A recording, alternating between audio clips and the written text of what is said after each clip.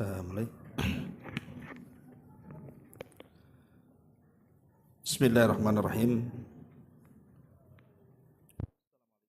Warahmatullahi wabarakatuh.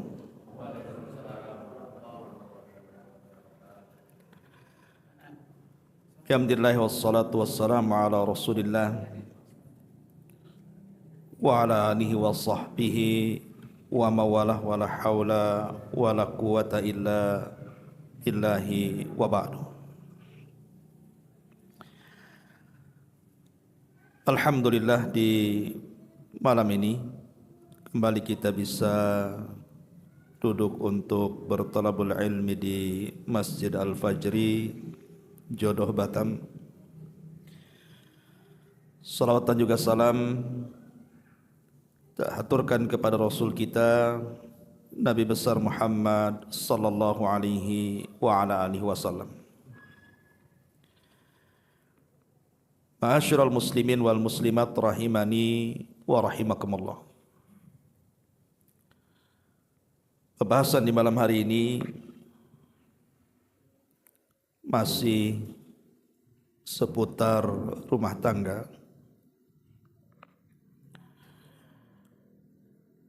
Dan tema yang kita akan angkat di malam hari ini tentang 11 perkara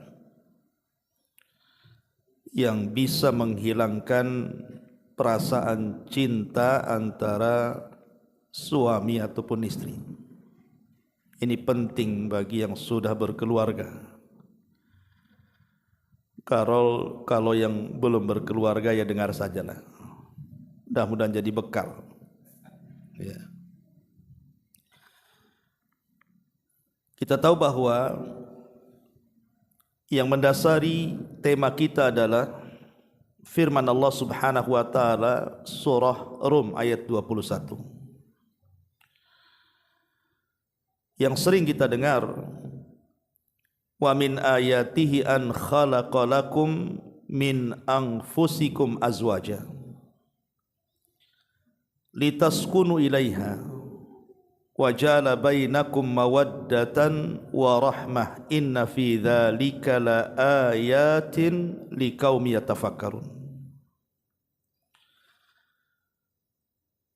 Dan di antara tanda-tanda kuasa Allah Subhanahu wa taala adalah Allah menciptakan kalian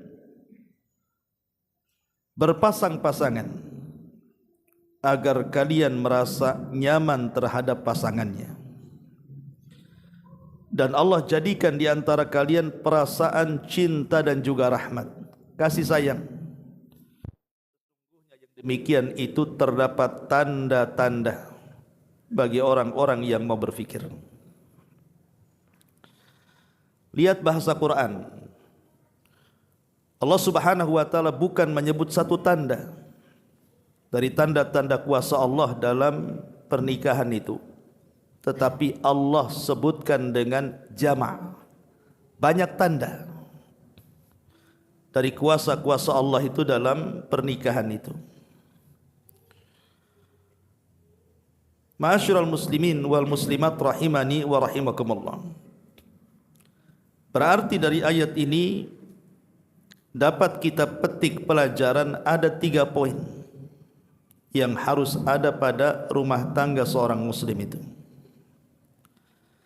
Pertama sakinah, yang kedua mawaddah, dan yang ketiga rahmah. Kalimat sakinah, litaskunu ilaiha. Sakinah ini bisa diambil dari 2 kata, maskan dan sakan. Maskan itu artinya tempat tinggal, dan sakan itu artinya ketenangan. Kalau berumah tangga itu hanya sekedar memerlukan maskan tempat tinggal saja, ini tidak cukup. Karena betapa banyak orang yang berumah tangga hidup satu atap itu tidak tenang hidupnya, sehingga memerlukan yang keduanya, sakan, ketenangan. Jadi hidup satu atap memiliki rumah juga ada ketenangan di dalamnya. Baru mantap tuh rumah tangganya. Lah ketenangan itu bisa muncul karena dua perkara. Pertama, mawaddah, timbulnya perasaan cinta. Yang kedua, timbulnya rasa rahmah, kasih sayang. Al-Imam Ibnu Katsir rahimahullahu ta'ala ketika memberikan catatan kepada ayat ini, apa kata beliau? Innar rajula yumsikul mar'ata imma limahabbatihi laha aw li rahmatin biha bi an yakuna laha minhu waladun aw muhtajatun ilaihi fil infaqi aw lil ulfati bainahuma wa ghairi dzalik. Kata Imam Ibnu Katsir rahimahullahu ta'ala, dia mengatakan seseorang itu, maksudnya seorang suami, kenapa dia bisa bertahan dan menahan istrinya di dalam rumahnya? Itu disebabkan karena kecintaan seorang suami kepada istri, makanya ditahan. Kalau sudah tidak cinta, ngapain ditahan? Atau boleh jadi bukan karena cinta, tapi karena kasih sayang. Mungkin cintanya sudah enggak ada, tapi sayangnya masih ada. Boleh jadi karena melihat anak, sebenarnya sudah jengkel sama istrinya, dah kurang ajar kan, tapi mikir anak dia. Tak jadilah, kasihan juga saya tengok anak. Nanti kalau bercerai dia dapat bapak baru, tak sayang pula dengan anak saya. Tak jadi cerai akhirnya. Artinya cinta boleh hilang, sayang kan tak boleh hilang. Karena tadi memikirkan boleh jadi karena ada anak, kata Imam Ibnu Katsir rahimahullahu ta'ala, atau karena mungkin dia masih berhajat dengan nafkah kita. Kalau kita ceraikan dia makan apa di luar, kasihan juga. Atau karena tadi boleh jadi karena ada ulfah, ada perasaan yang lain yang kemudian menjadikan seseorang suami itu tidak menceraikan istrinya. Ma'asyiral muslimin wal muslimat rahimani wa rahimakumullah, intinya adalah dalam rumah tangga itu yang paling penting ditanamkan adalah dua perkara tadi, perasaan cinta dan kasih sayang. Di dalam Al-Quranul Karim, tepatnya surah Al-Anbiya ayat 90, Allah subhanahu wa ta'ala berfirman, wa aslahna lahu zawjahu innahum kanu yusari'una fil khairat wa yad'unana raghaban wa rahaban wa kanu lana khashin. Dan kami perbaiki baginya pasangannya, karena mereka bersegera dalam kebaikan dan berdoa kepada kami dengan penuh rasa takut dan harapan dan penuh dengan rasa khusyuk saat berdoa kepada kami, kata Allah. Dari ayat ini kita bisa petik pelajaran bahwa kebaikan dalam rumah tangga itu, kalau rumah tangga itu diasaskan kepada syariat. Karena di sini Allah katakan kami perbaiki pasangannya ketika mereka bersegera melakukan kebaikan dan berdoa kepada Allah. Berarti sebab Allah memperbaiki rumah tangga kita ini karena kita berada di atas syariat, senantiasa melakukan ibadah dan senantiasa berdoa kepada Allah subhanahu wa ta'ala. Karena begini ikhwan, ada sebagian istri itu yang memang niat nikah itu bukan karena agama, tapi karena hubud dunia, karena cinta dunia saja. Mungkin bahasa sehari-hari yang kita kenal, ada uang abang sayang kan itu ya. Tak ada uang abangku tenang gitu. Itu apa istilahnya kan itu ya. Berarti di sini bahwa yang melembutkan hati itu bukan perkara harta, ikhwan. Karena sayangnya seorang istri kepada suami itu terkadang gara-gara ada harta saja. Ketika sudah hilang hartanya, hilang pula sayangnya. Makanya kenapa Allah Subhanahu wa taala berfirman, "Lau anfaqta ma fil ardi jami'an ma allafta baina qulubihim." Kalau engkau menginfakkan seluruh harta satu dunia ini, engkau tidak bisa melembutkan hati manusia. Lalu siapa yang melembutkan hati manusia itu? Maka Allah Subhanahu wa taala mengatakan, "Walakinnallaha allafa bainahum." Allah lah yang melembutkan hati mereka. Dengan cara apa? Ya tadi, dasar rumah tangga kita ini di atas syariat Islam. Maka dengan sebab itu Allah akan berikan kelembutan yang melahirkan kecintaan dan kasih sayang tadi. Ada 11 perkara, inilah pembahasan kita, yang terkadang perasaan cinta itu akan tercabut sampai ke akar-akarnya dalam rumah tangga itu. Maka perhatikan 11 perkara jangan ada pada rumah tangga kita. Kalau ada 11 perkara ini, hilanglah cinta keduanya dan berakhir pasti dengan perceraian. Yang pertama, al-ghiratu syadidah. Al-ghairatu asyadidatu, cemburu yang berlebihan.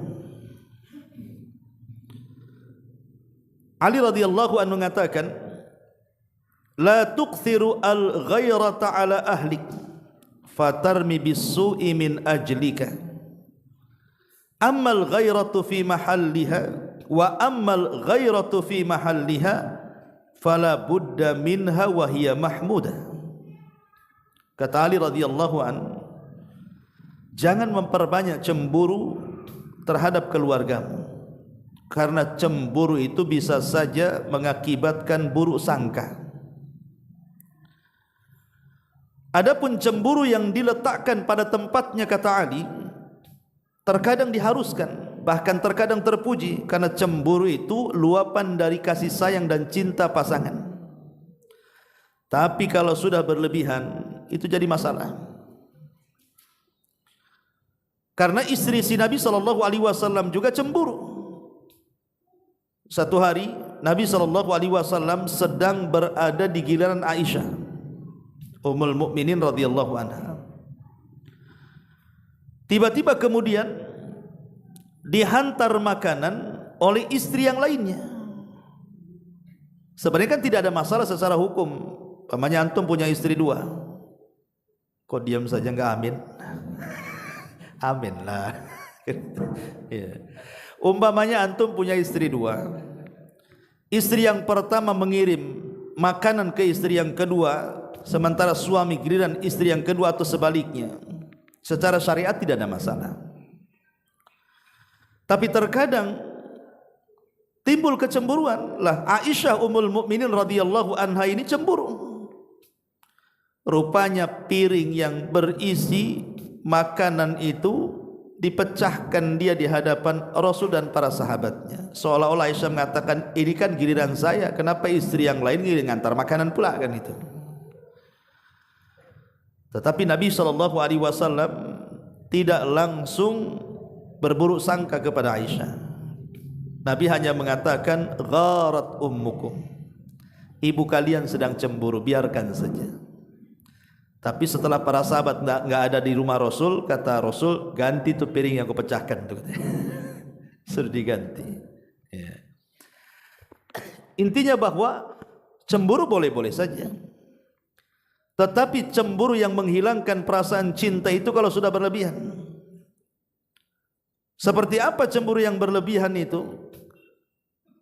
Cemburu yang menjadikan suami tidak tenang, di mana posisi seorang istri itu merangkap sebagai malaikat raqib dan atid. Dia merangkap jadi malaikat raqib atid itu. Antum kemana saja itu dipantau dia. Tidak boleh sekejap mata itu berpaling dari dia.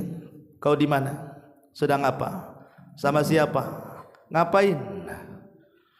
Di jalan mana? Gang berapa? RT berapa?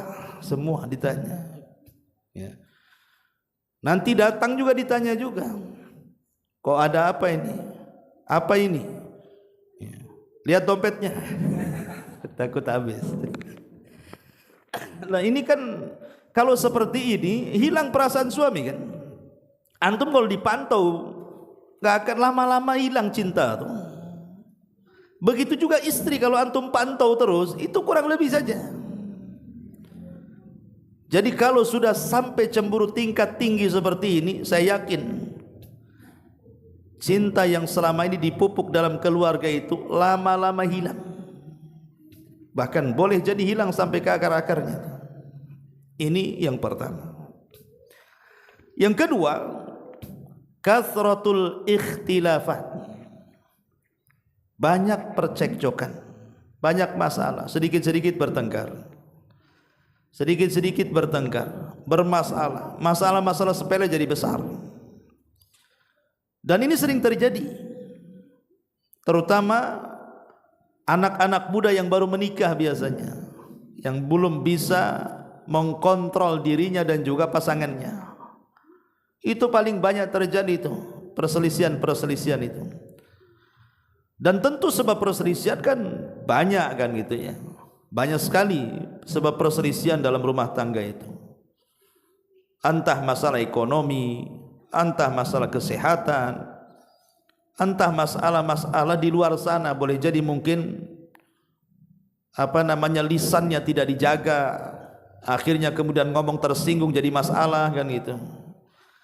Jadi ketika kemudian banyak berselisih suami istri itu, yang tadinya cinta, saya yakin lama-lama hilang cintanya tuh. Berselisih dalam rumah tangga itu bukan tidak dibolehkan. Nabi juga pernah berselisih dengan istri-istrinya, tetapi kan perselisihan Nabi jadi syariat. Sebab kalau Nabi tidak berselisih, umatnya berselisih ketika mencari solusi, tak ada pula solusinya kan? Karena Rasul tidak pernah berselisih. Tapi ketika Rasul pernah berselisih dengan istrinya kemudian memberikan solusi, lah kita yang berselisih sebagai umatnya bisa melihat solusi yang ditawarkan Nabi. Seperti contohnya, Nabi SAW pernah menceraikan istrinya dan tidak rujuk. Ketika salah satu istrinya mengucapkan kalimat yang tidak pantas di hadapan Rasul dan mengatakan a'udzu billahi mink, katanya, aku berlindung kepada Allah dari kamu, katanya. Harusnya berlindung dari setan kan. Ini dari Rasul berlindung. Rasul marah. Maka Rasul mengatakan, kalau begitu pulanglah ke rumah keluargamu. Ini namanya talak gairu sharih namanya. Dalam dunia talak itu kan ada yang jelas mengucapkan saya talak kamu, itu mau main-main sungguh-sungguh jatuh tuh.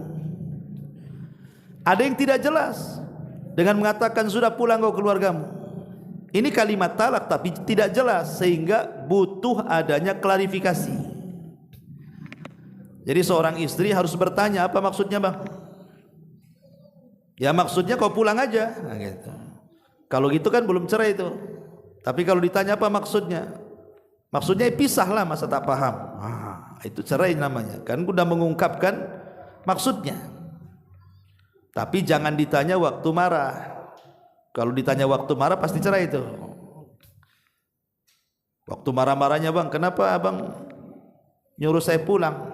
Ya karena aku nggak suka, aku ceraikan kamu. Itu lagi marah tuh. Tapi kalau sudah reda marahnya, tanyalah, bang, kemarin kok aku disuruh pulang nih, apa maksudnya bang? Oh enggak, biar kau pulang kampung aja. Kan gitu kan. Akhirnya kan tak cerai kan. Nah, gitu maksudnya kan. Kalau cerai gairu sharih ini tidak jelas, maka itu perlu ada pengungkapan. Lalu Nabi SAW pernah menceraikan istrinya dan tidak rujuk dengan Ibnatul Jaun namanya.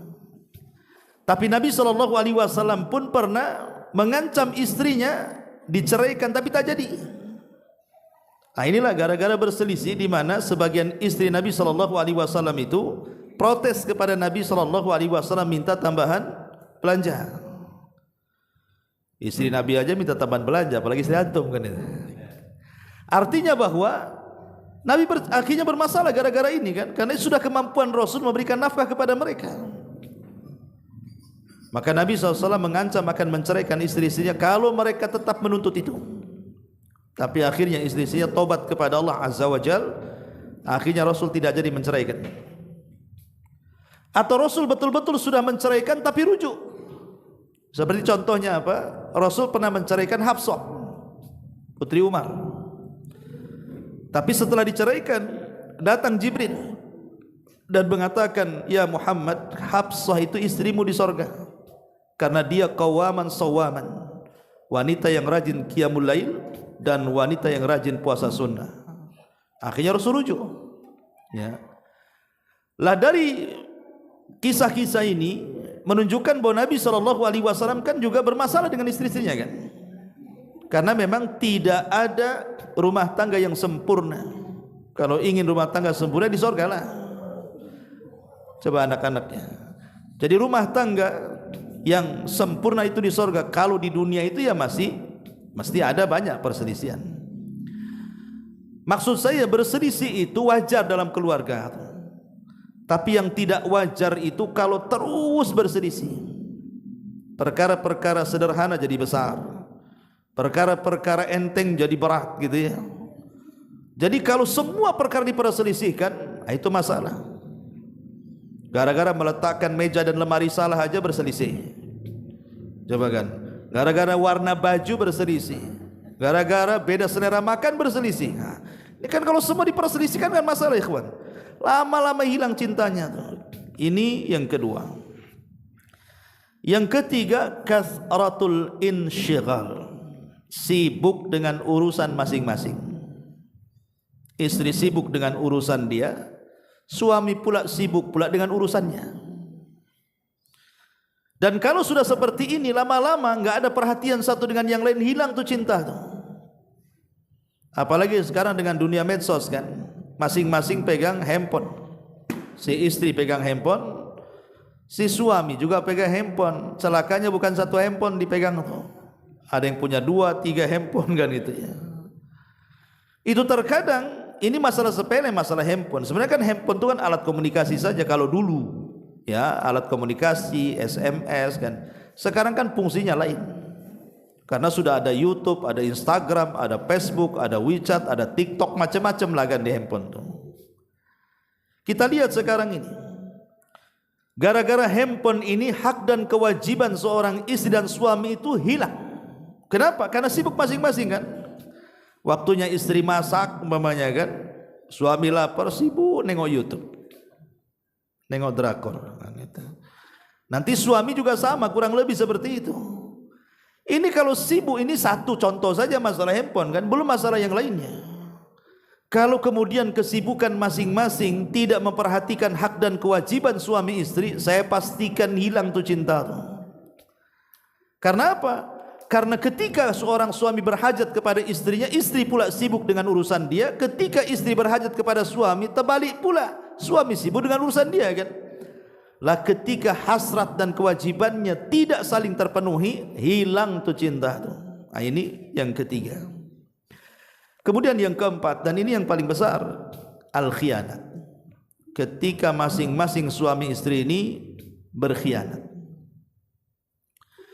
Ma'asyiral muslimin wal muslimat rahimani wa rahimakumullah. Di dalam Al-Qur'an Allah Subhanahu wa taala pernah mengkisahkan kisah 2 wanita yang jadi percontohan dari wanita-wanita kafir. Disebutkan dalam surah At-Tahrim ayat ke-11, ayat 10 dan ke-11. Allah Subhanahu wa taala mengatakan, "Dharaballahu mathalan lilladzina kafaru imra'ata nuhin wa imra'ata lut kanata tahta abdaini min ibadina salihaini fa khanatahuma falam yughniya anhuma minallahi syai'a wa qila khulan nara ma'ad dakhilin." Dan Allah Subhanahu wa taala memberikan permisalan tentang 2 wanita. Pertama wanitanya Nuh dan yang kedua wanitanya Lut. Kenapa Allah tidak katakan istrinya Nuh, istrinya Lut? Kok bahasanya pakai wanitanya? Harusnya kan Allah membuat permisalan bagi dua wanita, istri Nuh dan Lut. Tapi Allah tidak mengatakan istri itu. Allah hanya mengatakan wanitanya Nuh dan wanitanya Lut. Kenapa disebut wanitanya Nuh dan Lut? Tidak dikatakan istrinya Nuh dan Lut? Karena keduanya tidak layak menjadi istri seorang nabi. Maka itu disebut istri dalam Quran. Ya. Padahal Allah mengatakan keduanya di bawah asuhan hamba kami yang saleh, Nuh dan Lut.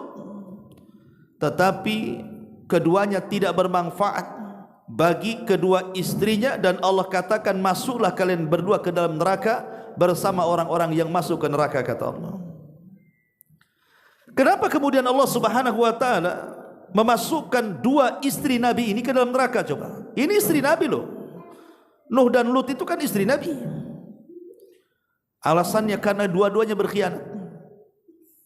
Tetapi antum jangan salah paham, maksudnya khianatnya istri Nabi bukan selingkuh berzina, tidak. Bukan itu. Jadi khianatnya istri seorang Nabi tidak mungkin sampai berselingkuh atau berzina. Maksudnya kata para ulama, adapun istrinya Nuh berkhianat kepada Nuh karena dialah orang yang pertama mengingkari syariat Nuh. Jadi sebelum mengatakan umatnya gila kepada Nuh, istrinya dulu yang mengatakan gila suaminya. Adapun istrinya Lut itu karena sekongkol dengan preman pasar. Jadi kalau ada tamu laki-laki datang kepada rumahnya Lut, nanti cemburu istrinya, jangan-jangan suami saya homo juga. Akhirnya kemudian istrinya Lut membakar kayu, kemudian asapnya mengepul ke langit, tanda bahwa di rumahnya ada tamu laki-laki. Maka preman laki-laki pasar itu datang mendobrak, menculik tamunya, kemudian memperkosa. Laki-laki suka jantan. Ya. Itulah berkhianat, membocorkan setiap tamu. Artinya kalau khianatnya para nabi, istri-istri para nabi yang seperti ini saja terancam dengan neraka. Lihat bagaimana pengkhianatan suami istri di zaman sekarang kan.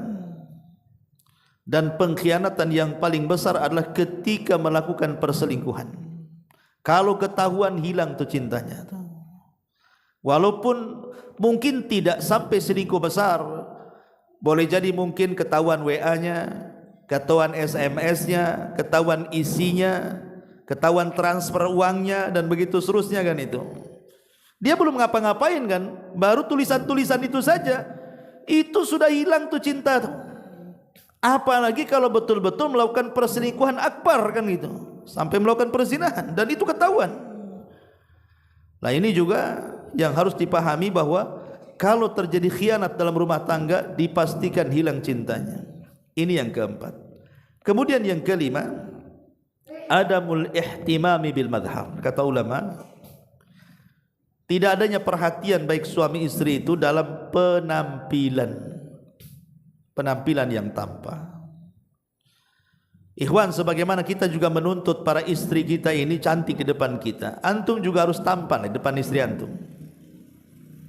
Terkadang kita banyak menuntut sama istri itu, harus tampil cantik, tampil bagus, tapi kita sendiri tidak tampil seperti itu. Itu dalam bahasa hadis itu namanya waman an wahad, namanya pandai menuntut tapi tidak pandai memberi. Tidak demikian kan itu. Makanya ketika kemudian kedua belah pihak ini tidak peduli dengan penampilan, lama-lama hilang. Contoh umpamanya, seorang istri yang tidak bisa menjaga badannya. Waktu gadisnya, wow, udah kayak model Korea. Nanti kalau sudah punya anak 2-3 nggak peduli itu. Ya, udah jadi model tong-tong itu. Jadi drum, jadi apa kan gitu kan. Nggak jaga badan dia. Akhirnya disangkanya kalau sudah punya anak, suami kan sudah ada centelan, ada anak, nggak mungkin macam-macam. Kata siapa?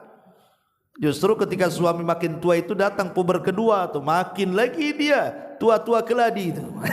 Makin tua jadi dia kan gitu ya. Jadi makanya penting, apalagi mungkin suami-suami yang bekerja di luar, yang hari-hari mungkin memandang perempuan-perempuan di luar sana, kan istri harus pandai kemudian menjaga dan merawat badannya, baik pakaiannya, Ya, itu harus dirawat. Karena ini bagian daripada ibadah masalahnya. Lah kenapa suami saya tertarik dengan dia? Dulu suami saya tertarik dengan saya. Boleh itu introspeksi. Ya. Begitu juga seorang istri. Ada juga seorang istri itu curhat sama saya, Ustaz, aduh suami saya itu kayaknya pakaian banyak di lemari. Tapi yang dipakai itu saja. Ya pakaian kerja itu, pakaian tidur itu, pakaian main itu, semua pakai itu. Kayaknya enggak mau ganti-ganti. Enggak pernah mandi, enggak pernah wangi, enggak pernah cukur, enggak pernah ini. Lama-lama muak sih sama dia. Dia sampai bilang muak sama dia gitu. Subhanallah kan.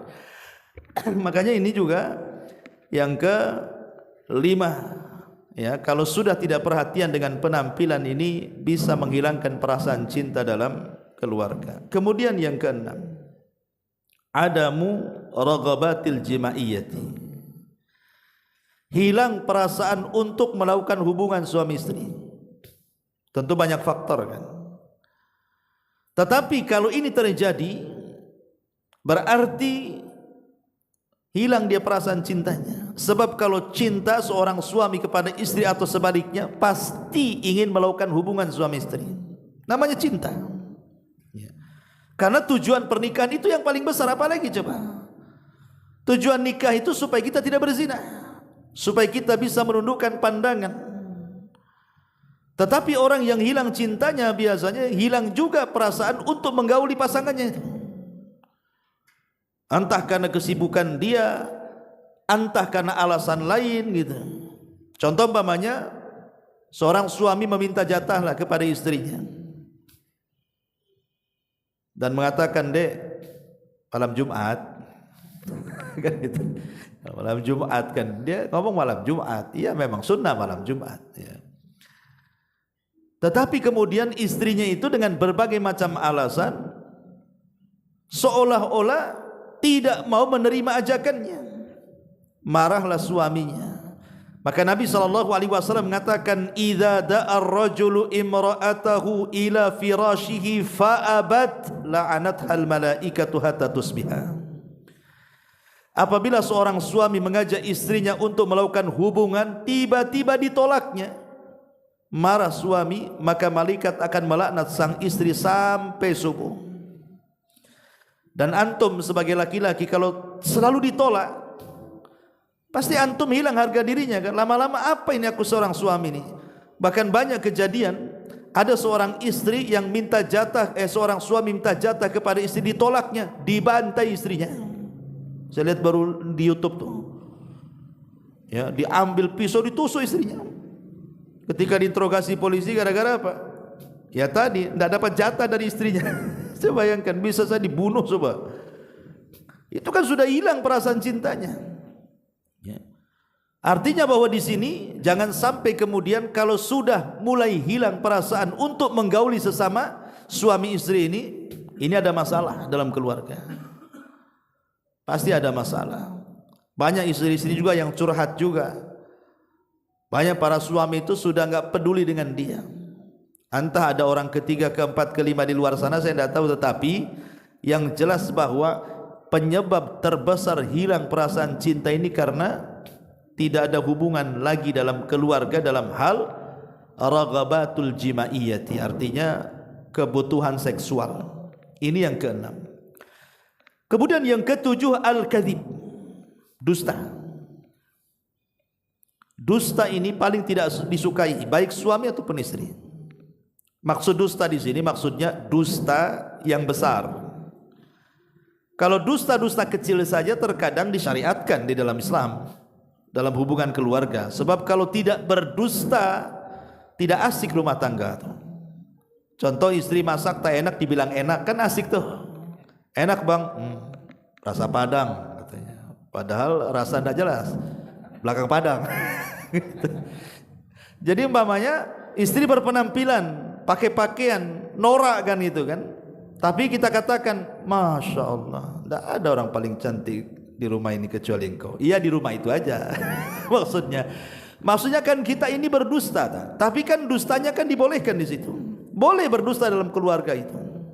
Kalau itu untuk menjalin hubungan erat rumah tangga ya. Tapi yang dimaksud dusta yang menghilangkan cinta ini adalah dusta besar. Terkadang seorang istri berdusta, menjadikan suaminya bertengkar dengan orang, atau bertengkar dengan keluarganya, atau sebaliknya. Bang, itu suami sebelah itu suaminya si Ano tuh. Kenapa? Kalau saya pulang dari pasar itu matanya jelalatan nengok aku aja katanya. Ya pertama, ya makanya jangan lewat situ, kita katakan gitu kan. Besok ngomong gitu lagi, besok ngomong gitu lagi, marahlah kita. Bisa saja kita labrak orang itu. Kau apakan istri saya kan begitu. Padahal sebenarnya istri ini berdusta. Akhirnya kan bercekcok dengan tetangga kan. Atau mungkin membicarakan keluarganya. Akhirnya kemudian suaminya tersulut emosi, marah sama keluarganya. Gara-gara dustanya istri kan. Atau mungkin sebaliknya. Maka kalau dusta terus dikembangkan dalam rumah tangga itu, lama-lama hilang tuh cinta. Karena dusta sendiri dalam hadis adalah yahdi ilal fujur, bisa mengantarkan kepada keburukan. Fujur, kefajiran, kejahatan.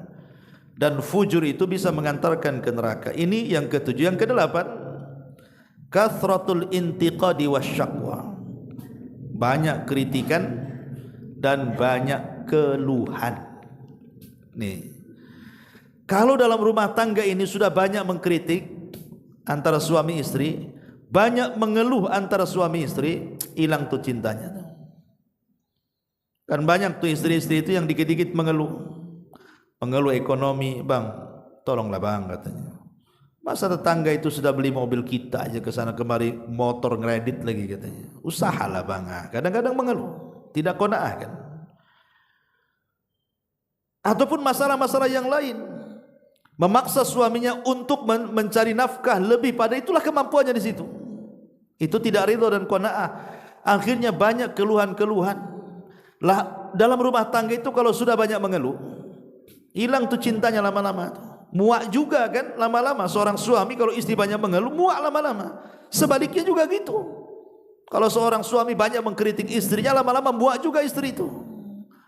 Makanya kemudian sangat penting sekali seseorang itu bersyukur. Nabi SAW mengatakan, la yangdurullahu ila imra'atin la tashkuru li zawjiha wa hiya la tastagni anhu.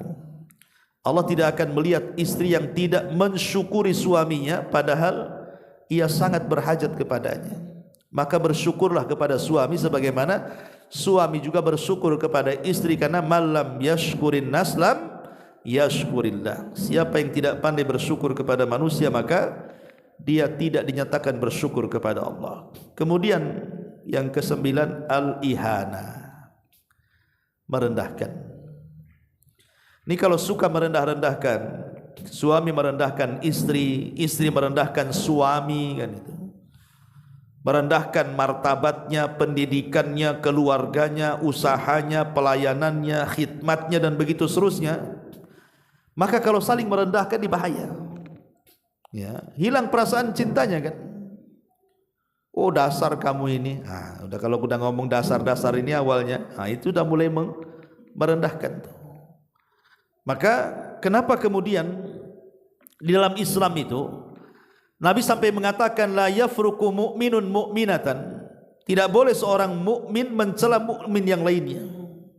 In kariha minha khuluqan radiya minha khuluqan akhar. Kalau seseorang benci kepada akhlak pasangannya, jangan langsung diungkapkan kebenciannya, tapi lihat sisi baiknya. Hadis ini menjadi sebuah kaidah, bukan dalam dunia rumah tangga saja ya. Dalam dunia bertetangga, dalam dunia berkawan juga sama. Pamannya tetangga ini bermasalah dengan kita, akhirnya kita benci. Jangan kemudian melihat kesalahan tetangga saja, lihat kebaikannya. Lebih banyak mana tetangga berbaik sama kita, atau lebih banyak mana kejahatan tetangga dengan kita. Kalau masih lebih banyak baiknya, berhusnudzonlah kepada tetangga. Sama juga seorang suami kepada istri atau istri kepada suami. Sebelum suami ini mencela istrinya, lihat sisi baik istrinya itu, ada kebaikannya, kemudian ditimbang. Oh masih banyak kebaikan rupanya istri saya, tak jadilah saya mencelanya. Ataupun sebaliknya. Tapi biasanya yang banyak mencela dalam keluarga itu biasanya istri. Kenapa demikian? Karena ada sisi lemah seorang istri itu yang tidak dipunyai suami. Apa sisi lemah seorang istri? Qusurul fitri. Apa qusurul fitri itu? Maksudnya rendahnya fitrah seorang istri, mudah mengkufuri kebaikan suaminya. Makanya antum jangan heran kalau antum sudah berbuat baik sama istri antum, satu hari antum berbuat salah, pasti dia akan mengatakan, ah kau itu suami gak bagus. Pasti itu akan ngomong, kau ini suami gak bagus, gak tanggung jawab, gak bagus, gak baik, gak berakhlak, macam-macam tuh akan ngomong gitu nih. Pasti itu akan ngomong dengan bahasa-bahasa dia yang intinya kufur kepada kebaikan suami. Karena itu yang dikatakan Nabi, walaupun engkau seumur hidupmu berbuat baik kepada istrimu, kemudian engkau melakukan satu kesalahan, maka istri akan mengatakan engkau belum pernah berbuat baik sedikit pun kepadaku. Dan itulah rendahnya fitrah seorang istri yang suami harus sabar. Ini kalau istri sudah ngomong begitu, antum harus sabar. Itu sisi kelemahannya di situ. Dia mudah kufur. Makanya kenapa Nabi SAW ketika diperlihatkan neraka itu paling banyak istri-istri dibandingkan suami yang di neraka itu. Salah satu penyebab yang terbanyak para istri masuk neraka itu gara-gara ini. Dia tidak menjaga lemahnya fitrah dia, sehingga dia mudah melecehkan suaminya dan merendahkan suaminya, sehingga seolah-olah suaminya tidak ada kebaikan bagi dia. Ini kalau sudah seperti itu, hilanglah perasaan cinta. Kemudian yang nomor 10, al-asam minan nasihati wal inad. Seolah-olah tuli, tidak menerima nasihat. Ada istri atau suami itu yang dikasih masukan tidak terima tuh. Suami ngasih masukan, istri yang tidak terima. Istri memberikan masukan kepada suami juga ditolak. Ini kalau seandainya nasihat dalam keluarga, ini suami sudah banyak, dan karena itu banyak ya masalah-masalah yang sampai kepada saya yang bertanya soal keluarga itu. Ini yang jadi kemudian percekcokan, akhirnya kemudian terjadi perceraian. Kenapa? Karena hilang perasaan cinta ketika salah seorang dari keduanya itu tidak bisa dinasihati. Ini suaminya ngasih masukan, istrinya tak terima. Atau sebaliknya, istri ngasih masukan, suaminya marah-marah. Itu kalau terus-terusan seperti itu, hilang tuh perasaan cinta. Dan ini yang paling banyak. Ustadz, saya ini sudah ngasih nasihat pasangan saya ini, tapi gak mau dia itu. Dia merasa benar. Nanti suami juga ngomong begitu, istri saya ini kayak merasa benar aja katanya. Nah, jadi akhirnya apa? Ketika saling membela diri, hilang perasaan cinta. Dan yang terakhir, yang ke-11 adalah asyatmu wa dharab. Dan ini yang paling bahaya juga. Mudah mencaci, memaki, bahkan ada sebagian suami itu yang suka memukul. Ini kalau sudah yang keluar cacian, makian, pukulan, antum sedang berada di ring tinju atau berada di rumah tangga kan gitu. Ya kalau antum berada di ring tinju terserah lah kan gitu. Memang harus pukul-pukulan. Tapi antum sedang berada dalam rumah tangga. Memukul itu sudah saya jelaskan kemarin. Ada dua perkara kan. Pertama, kalau ada maslahat, kalau saya pukul pasti berubah. Lah kalau antum tidak bisa memprediksi kalau saya pukul dia berubah atau tidak, nggak usah dipukul. Karena dipukul nggak berubah, apa fungsi pukulan? Maka dilihat, ditimbang dulu sebelum antum mukul itu. Itu pun setelah melalui dua proses kan. Pertama nasihat, yang kedua antum tidak bicara atau tidak menggaulinya. Baru ketika masih juga istri itu seperti itu, maka boleh memukul. Memukul pun satu, tadi saya katakan, lihat maslahatnya. Ada nggak maslahatnya? Kalau tidak ada, jangan. Yang kedua, kalaupun ada maslahatnya, maka satu, jangan memukul di wajah. Karena wajah ini tempat terhormat, nanti istri selalu teringat dengan pukulan antum setiap kali mengaca. Yang kedua, jangan ada bekas dalam pukulan. Sebab bekas itulah yang nanti akan jadi bukti forensik antum masuk penjara, KDRT itu. Nanti dipisum, nanti antum dilaporkan kan itu. Tapi kalau nggak ada tanda, nggak ada bekas, apa yang mau dipisum? Dia datang ke rumah sakit, saya dipukul Pak Dokter, dipisum, tak ada bekasnya. Ya, makanya hati-hati kalau ada bekas nih, ini jadi bukti forensik nih. Itu bisa dilaporkan ke KDRT, 5 tahun penjara tuh. Ya. Ma'asyiral muslimin yang dimuliakan Allah Azza wa Jalla, inilah 11 perkara. Ya ini antum tambah sendiri. Artinya banyak sekali perkara-perkara yang menjadikan kemudian hilang perasaan cinta dalam keluarga. Taib ma'asyiral muslimin wal muslimat rahimani wa rahimakumullah. Sebagai tambahan pembahasan kita, yang saya ingin tekankan adalah masalah banyaknya perselisihan dalam keluarga. Dan hari ini Masya Allah ya kan, bukti banyaknya perselisihan itu dengan banyaknya orang yang berjubel di pengadilan agama. Coba makin hari tingkat perceraian itu kan makin meningkat. Di kota Batam ini terutama paling banyak. Ya, tingkat perceraian yang luar biasa itu meningkat di Kepri, khususnya di kota Batam ini. Kenapa coba? Ya karena banyaknya perselisihan tadi dalam keluarga. Ya persoalannya masing-masing tentunya kan. Tetapi saya ingin mengulas kembali apa yang sudah saya jelaskan dulu, bahwa seseorang ketika berumah tangga itu saya yakin tidak mungkin, tidak pasti terjerumus kepada perselisihan. Tidak mungkin. Makanya sering saya istilahkan, rumah tangga yang tidak ada perselisihan itu hanya ada di sinetron Korea atau di sorga. Kalau bukan sinetron pasti ada berselisih. Kalau settingan dialah. Buat sinetron tidak ada perselisihan dari awal main film sampai terakhir. Nah, itu ada di sinetron saja ya. Ada di film saja kan. Tapi dalam dunia nyata tidak mungkin. Pasti ada berselisih. Tetapi bagaimanapun setiap perselisihan itu pasti ada solusi kan. Lah inilah solusi yang kita akan tawarkan. Macam mana caranya ketika seseorang itu melakukan atau terjerumus kepada perselisihan suami istri, jangan sampai kemudian perselisihan ini mengakibatkan retaknya rumah tangga. Pertama, hindarkan fikratut talak. Jangan sampai di benak antum ketika ada masalah dengan pasangan antum itu terbentik dalam pikiran antum menceraikan pasangan antum. Ataupun sebaliknya istri terbentik dalam otaknya ingin khulu, menggugat cerai. Sebab kalau itu yang tergambar dalam otak kita, berarti kita tidak menghendaki islah kebaikan. Kalau sudah ada pikiran ingin menceraikan, baik dari pihak suami atau istri, berarti kan tidak ada keinginan untuk bersama, maunya berpisah. Ya kan? Ini kalau sudah ada pemikiran seperti ini, bahaya. Ini mukadimahnya di sini masalahnya. Yang kedua, ya, jangan sampai kemudian seseorang itu kalau sedang berselisih, ya tadi saya contohkan tadi, kepikiran untuk zalim, fikratul zulmi. Jangan ada kepikiran menzalimi pasangan. Entah dengan cara memukul, entah cara mencaci, memaki, melaknatkan itu. Begitu juga istri. Sebab kalau sudah bermasalah dengan suami itu kadang-kadang istri lebih kejam loh ucapannya daripada suami. Lebih kejam istri itu kalau udah ngomong, jangan salah. Dia lebih tajam daripada silet cutter, ikhwan. Kalau udah ngomong pok itu, ya. Binatang di Batam saja terbatas.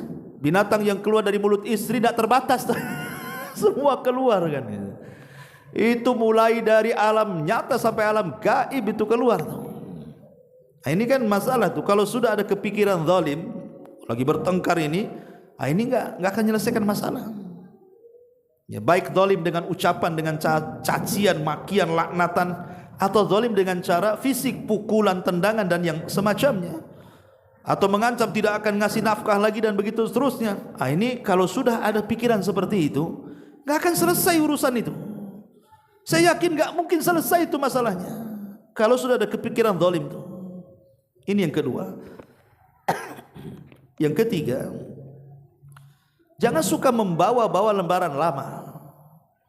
Ini terkadang kalau suami istri bertengkar ini, terutama istri terkadang memorinya lebih kuat kan dibandingkan antum laki-laki kan. Terkadang lembaran-lembaran yang 10 tahun mulai antum akan nikah sampai terakhir antum bermasalah, bisa ingat dia tanggal, waktu, jamnya, tempatnya, lahirnya di mana, tahu dia. Dia bisa tuh. Ini kayak riset di toko itu kalau antum beli itu keluar semua risit. Bisa loh dia sebutkan, rupanya dia catat di memori dia. Ada memorinya, buku catatannya. Jadi jangan pernah karena membuka lembaran baru itu menyakitkan. Baik menyakitkan kepada yang membuka lembarannya atau kepada yang mendengarnya. Kalau kita bermasalah satu masalah, udah itu aja, selesaikan masalah yang sedang berlaku itu. Tidak perlu masalah yang lalu-lalu itu dikemukakan lagi. Ya. Karena kalau seandainya dibongkar lagi lembaran lama itu sangat menyakitkan, baik yang membongkarnya atau yang mendengarkannya. Maka itu pentingnya, sebab sudahlah dosa-dosa yang lalu itu dikubur. Bukankah Rasul yang mengatakan, kullu ummatin mu'afan illal mujahir. Setiap umatku dimaafkan dosanya kecuali yang mujahir. Ketika ditanya siapa mujahirin itu ya Rasulullah, mujahirin itu orang yang aibnya sudah ditutup oleh Allah, dia bongkar lagi. Jadi membongkar aib itu tidak boleh, membongkar dosa-dosa yang silam itu tidak boleh. Yang sekarang aja lah kita hadapi kan itu. Maka ini juga yang ketiga, jangan suka membawa-bawa lembaran baru. Kemudian yang keempat, janganlah perselisihan itu dibawa keluar rumah, cukuplah dalam rumah saja, jangan dibawa keluar rumah. Karena ada kemudian suami istri kalau berselisih dia bawa-bawa keluar tuh. Yang istri ngadu pada keluarganya, yang suami ngadu pada keluarganya, peranglah Israel Palestina tuh. Ya. Akhirnya kan perang dua keluarga jadinya kan. Karena saya yakin masing-masing keluarga tidak semua berakal, ada juga yang tidak berakal. Akhirnya apa? Membela pihak masing-masing. Kalau sudah membela pihak masing-masing, bukan cari solusi itu namanya, cari perang. Makanya jangan terbentik kalau ada masalah, selesaikan berdua dulu. Cari benang kusutnya di mana kan itu. Udah ada kusut kali Ustaz, tak bisa juga diambil tuh yang kusut-kusut. Udah kusut kali umpamanya kan. Ya kalau memang tidak bisa lagi, baru cari orang ketiga. Dari keluarganya siapa yang amanah. Tidak semua keluarga dilibatkan dan diceritain, enggak. Oh mamanya dalam keluarga saya itu yang paling amanah paman saya. Ini kalau bapak saya tidak bisa nih. Ataupun nanti yang suaminya, ya ini paling amanah di keluarga saya ini kayaknya saudara saya karena dia tahu agama. Kalau orang tua saya tidak bisa ini. Cari yang amanah, ketemukan kan itu. Makanya Allah mengatakan fab'atsu hakaman min ahlihi wa hakaman min ahliya, utus dari dua belah pihak supaya damai. Tapi kalau kemudian dibawa keluar, bahkan diceritakan ke kawan kantornya, ke kawan kerjanya, ke kawan mainnya, itu tidak mencari solusi, tetap akan terjadi perselisihan. Maka jangan mengeluarkan perselisihan rumah tangga keluar rumah. Atau yang kelima, jangan suka mendoakan yang buruk saat berselisih. Mati aja kau bang katanya. Wow, langsung main mati. Ya. Nanti istrinya juga ngutuk istrinya. Mudah-mudahan habis ku cerai, gak laku kau nanti. Jadi masing-masing melaknat, masing-masing mendoakan buruk. Itu tidak boleh. Ya, bagaimanapun Nabi yang mengatakan la tad'u ala anfusikum wala tad'u ala auladikum wala tad'u ala amwalikum la tuwafiqu minallahi sa'atan yus'alu fiha ata'an fayastajibu lakum. Rasul mengatakan jangan kalian berdoa buruk atas diri kalian, jangan berdoa buruk atas anak-anak kalian, atas pasangan-pasangan kalian, atas harta benda kalian. Karena boleh jadi ketika berdoa kok mencocoki waktu ijabahnya doa akhirnya dikabulkan. Maka jangan suka seperti itu. Kemudian yang keenam, kalaupun harus berselisih jangan di depan anak-anak. Bagi yang sudah punya anak, karena itu akan mempengaruhi psikologi masalahnya kan. Itu akan ditiru sama anak-anaknya. Bahkan boleh jadi mungkin anak pun akan terlibat dalam pertengkaran orang tua tuh. Ya, jadi kalau berselisih jangan di depan keluarga, jangan di depan anak-anak. Dan jangan bawa-bawa persoalan dukun dalam keluarga. Kan ada tuh orang-orang yang membawa dukun dalam keluarga itu. Dulu pantas saya sayang sama abang ini, sekarang saya benci, jangan-jangan abang pelet saya. Bawa dukun kan tuh. Kan kadang seperti itu. Ini 5 tahun saya kena pelet nih suami saya kena. Setelah 5 tahun baru saya tahu saya benci sama suami, berarti sudah hilang tuh sihirnya katanya. Udah punya rumah, punya anak, bilang disihir pula. Atau betul-betul bukan bawa-bawa dukun ke rumah, datang pula dia ke dukun. Nah ini kan masalah. Ya, jadi kalau bisa itu jauhi, ataupun saat bertengkar itu jauhi kemaksiatan. Karena kebanyakan orang-orang yang kurang iman, kurang takwa, kalau ada masalah dengan keluarga, pasti dia larinya apa? Maksiat. Bermaksiat kepada Allah Azza wa Jalla. Ini tidak akan menyelesaikan masalah. Ya, bahkan semua perkara-perkara ini boleh jadi bisa menghilangkan bukan hanya perasaan cinta, tapi juga perasaan kasih sayang. Makanya ulama mengatakan bahwa terbentuknya kasih sayang dan cinta dalam keluarga itu sebenarnya kuncinya cuma satu: memberikan hak masing-masing. Suami tahu siapa dia, apa yang harus dipenuhi untuk istrinya. Istri juga tahu siapa dia, apa yang harus dipenuhi untuk suaminya. Kalau masing-masing suami istri ini tahu hak-haknya masing-masing, insya Allah rumah tangga itu akan berjalan itu. Tapi kalau masing-masing mengabaikan haknya, saya yakin itu kandas di tengah jalan tuh. Lalu apa saja hak-haknya? Ya, dengan singkat saja ya. Satu, ini kita bicara soal suami dulu ya. Pertama, baik yang mungkin dianggap remeh ataupun yang sangat beratnya. Mungkin dianggap ringan, seperti seorang suami susah untuk senyum dan bercanda kepada pasangannya. Kan ada tuh suami itu kalau di luar rumah dia bisa tertawa dengan kawan-kawannya. Ya, sampai ke rumah hilang tuh tertawanya, senyumnya pun hilang. Tak ada senyum untuk istrinya. Tapi sama kawan-kawannya dia bisa bukan hanya senyum, tertawa. 1 kilo suara, 1 kilo suara. Nah, ini masalah kan. Yang kedua, duduk bersama pasangannya. Ya, harus banyak duduk dengan istrinya. Antum bisa duduk di warung kopi dengan kawan-kawan berjam-jam. Ya, sudah habis mungkin 5 gayung tuh kopi itu. Nggak pergi-pergi juga antum di situ.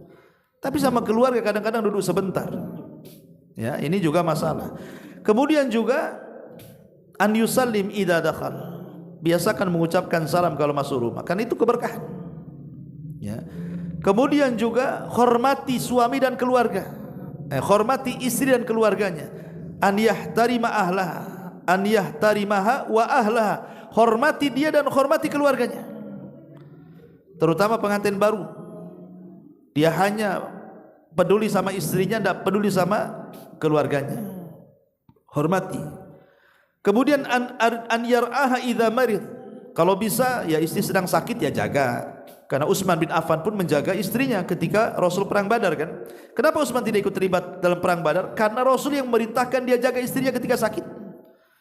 Maka kalau istri sakit ya jaga, minimalnya belikan obat ya, atau antar ke rumah sakit dan begitu seterusnya. Kemudian an yusaidaha idza thaqula ilaiha. Bantu kalau memang dalam perkara-perkara yang tidak bisa dia lakukan. Rumah bocor, jangan pula istri suruh nambal rumah. Naik kau ke atas tuh, seng bocor tuh, pasang spandek sana. Itu bukan tugas istri antum. Ya. Itu tugas laki-laki, antum yang naik. Marah-marah, ini rumah bocor, kenapa kau tak benerin katanya. Bukan tugas dia. Tugas antum naik suami. Kalau itu bukan tugasnya, jangan antum suruh-suruh dia. Atau mungkin dia sedang hamil, sedang melahirkan, sedang menyusui, ya gantilah tugasnya sementara. Ya, itu juga penting. Kemudian juga an yura'i qusural fitri. Tadi sudah saya jelaskan, perhatikan tentang kurangnya fitrah wanita tadi, sabar kalau dia suka mengingkari kebaikan kita. Kemudian juga an yahfadha wa yush'ira ilaiha bil amni waraha. Berikan keamanan, berikan ketenangan, jangan suka ngancam-ngancam. Ya. Kemudian an yamna'ah idza waqa'ati bil ma'asi. Cegah kalau istri itu bermaksiat. Dia gibah dengan tetangganya, jangan lagi pergi ke situlah, kok masih bergibah aja di situ. Antum larang dia. Karena itu maksiat besar, dosa besar kan gitu. Jangan antum tanya pula, tadi dari tetangga ngomong apa kamu di sana? Coba ceritakan. Ada yang baru enggak? Nah, ini kan masalah. Ada yang update enggak? Lah ini kan masalah ya kawan. Bukannya dicegah malah antum interogasi. Mau antum mau dengar pula gibah dia. Nah, kemudian la yamna'uha idza aradat an tadhhaba ila ini. Jangan larang kalau istri kita mau berkunjung kepada keluarganya. Kalau bisa ongkosi antar. Emang kita aja yang punya keluarga, dia juga punya keluarga. Terkadang rindu dengan emaknya, dengan bapaknya, dengan saudaranya, ingin pulang kampung. Ongkosi, ya, biar dia senang. Terkadang mungkin sudah bosan lihat antum, nah, biarkan dia pulang dulu kan. Nanti pulang balik kan segar lagi. Ya. Kemudian an yahfadha haibataha, jaga karismatiknya. Jangan menghina istri kita depan orang. Itu sama saja dengan meruntuhkan karismanya. Ya. Kemudian an yu'allima dinaha, ajarkan agamanya. Tapi ada masya Allah suami yang bersyukur ya. Dalam agama terkadang ada istrinya lebih cerdas, lebih alimah, lebih pintar agama dibandingkan suaminya. Antum kalau punya istri yang kayak begini bersyukur. Tapi kalau antum lebih pandai, ajarkan istri antum agama yang benar. Kemudian juga an yunfiqa 'alaiha, ya, berikan nafkah seperti yang sudah saya jelaskan. 6 nafkah kemarin yang wajib bagi suami. Kemudian an ya'muru bis salati aw ta'lim, perintahkan mereka salat, ajarkan agama. Perintahkan mereka. Dan itu kan ada kajian tuh, datanglah ke pengajian sana. Supaya kalau kita tidak bisa mengajarkan agama, antar ke pengajian. Sudah antum tidak diajarkan agama, tidak datang ke pengajian, ya bodoh teruslah istri antum jadinya kan. Nah, ini kan masalah. Kemudian juga alla yaghiba lil amali akthar min 4 ashhur. Kalau antum mau berangkat kerja jauh, mungkin kerja di kapal, kerja di mana, maka tidak boleh lebih dari 4 bulan. 4 bulan pulang. Kecuali kalau ada kesepakatan. Tapi kalau tidak kesepakatan tidak boleh. Karena di zaman Umar bin Khattab, jadi Umar itu malam-malam keluar, rupanya ada suara ranjang yang bergerak. Rupanya ada seorang wanita sedang bersendirian dalam rumah itu melantunkan syair karena suaminya sedang berangkat perang, dan mengatakan kalau bukan karena takut kepada Allah sudah bergeraklah ranjang ini. Maksudnya sudah selingkuh kan itu. Jadi Umar dengar. Makanya Umar akhirnya membuat sebuah aturan, setiap 4 bulan pasukan diganti. Pulang ke keluarganya ganti. Nanti 4 bulan pulang diganti. Dari sini istinbat hukumnya tidak boleh seorang suami meninggalkan istri lebih daripada 4 bulan kecuali karena hajat dan darurat atau karena sudah ada kesepakatan. Memang kerjanya umpamanya kontraknya 2 tahun, mau diapakan lagi, dan istrinya rela. Kalau istrinya enggak rela jangan. Ya. Dan banyak lagi. Ini hak-hak yang harus ditunaikan seorang suami. Adapun istri, ya taatlah dengan cara yang baik kepada suami. Jangan puasa sunnah kalau suami ada. Karena boleh jadi suami menghendaki dia kan. Ya, Ustaz saya sudah izin semalam sama suami, tapi suami minta pula siang-siang, batalkan. Ya, karena melayani suami wajib. Puasa Senin Kamis di sunnah. Kan logikanya enggak masuk. Ini yang wajib, ini yang sunnah. Kok masih ngengkel aja puasa? Tunggu maghrib lah bang. Aku ini mau sekarang. Kan itu. Nanti hilang hasratnya sampai maghrib dah dongkol suaminya kan. Lah ini kan yang seperti itu dipaham. Jangan puasa sunnah kalau suami hadir. Ya, jangan maksa-maksa. Izinkanlah suaminya ada. Yang wajib melayani suami bukan puasa, kecuali kalau qada Ramadan. Ya, atau di bulan Ramadan itu kan wajib kan lain. Kalau puasa sunnah ya tidak usah puasa sunnah kalau suaminya ada. Dan tidak boleh keluar kecuali dengan izinnya. Suami datang, mana istri saya rupanya tak ada. Bisa marah tuh ya. Dan jangan memasukkan orang yang suami tidak suka, entah keluarganya, entah kawannya. Kalau suami enggak suka, jangan masukkan orang, baik laki-laki atau perempuan. Kemudian juga jangan membazirkan harta yang diberikan kepada suami. Jangan, karena ada seorang istri itu kan di zaman sekarang itu asal COD aja. COD, suami stres. Lah kemarin uang kemana? Itu bang tuh tengok tuh kotak-kotak tuh. Stres, jangan tabdzir. Tabdzir itu dalam bahasa harta itu ada 2, ada namanya israf, ada namanya tabdzir. Kalau israf itu membelanjakan harta berlebihan dari kebutuhannya. Kalau tabdzir membelanjakan harta kepada kemaksiatan kepada Allah. Itu bedanya di situ israf dengan tabdzir. Dan dua-duanya tidak boleh. Ya kan? Pamannya istri masak banyak-banyak. Orang hidup berdua, bertiga dengan anaknya, sekali masak untuk satu kampung, siapa yang makan? Akhirnya dilempar ke tong sampah. Itu namanya apa? Israf. Ya, bukan tabdzir, israf namanya. Karena halal kan dia, memasakkan halal, tetapi berlebihan akhirnya dibuang, itu israf. Kalau tabdzir, ya tadi umpamanya seseorang ini berjudi dengan hartanya, membeli khamar dengan hartanya, membeli narkoba dengan hartanya, itu namanya tabdzir. Karena sarful mal, menghamburkan harta ila ghairi ma yambagi, bukan yang sepatutnya dikeluarkan untuk itu. Ya. Kemudian juga di antara kewajiban istri kepada suami, ya hormati suami, hormati juga keluarganya. Jangan menolak kalau suami ngajak berhubungan. Kemudian baik-baiklah apabila suami itu datang, entah dari pekerjaan, entah dari mana. Jadi perbaiki cara istiqbal. Istiqbal itu penyambutan dalam rumah tangga. Penyambutan, disambutlah suami itu. Kadang suami datang entah dari mana, istrinya tidur-tiduran, enggak jelas. Sibuk dengan handphonenya. Suami datang dia sibuk dengan handphonenya. Itu kan kurang ajar tuh istri kayak gitu tuh. Maka kasih sambutan terbaik kalau suami datang. Termasuk juga jaga kehormatannya, baik ketika hadir ataupun tidak. Termasuk juga menjaga anak-anaknya, kemudian mencari keridhoannya apabila dia sedang marah. Termasuk juga jaga perasaannya, dan begitu seterusnya banyak sekali dari hak dan kewajiban. Intinya kalau hak dan kewajiban masing-masing terpenuhi, insyaallah yang namanya sakinah, mawaddah, warahmah itu pasti akan menjadi tanda-tanda kuasa Allah dalam rumah tangga kita. Wallahu a'lam bishawab. Subhanaka wa bihamdika asyhadu an la ilaha illa anta astaghfiruka wa atubu ilaik. Allahu taala alam. Assalamualaikum warahmatullahi wabarakatuh.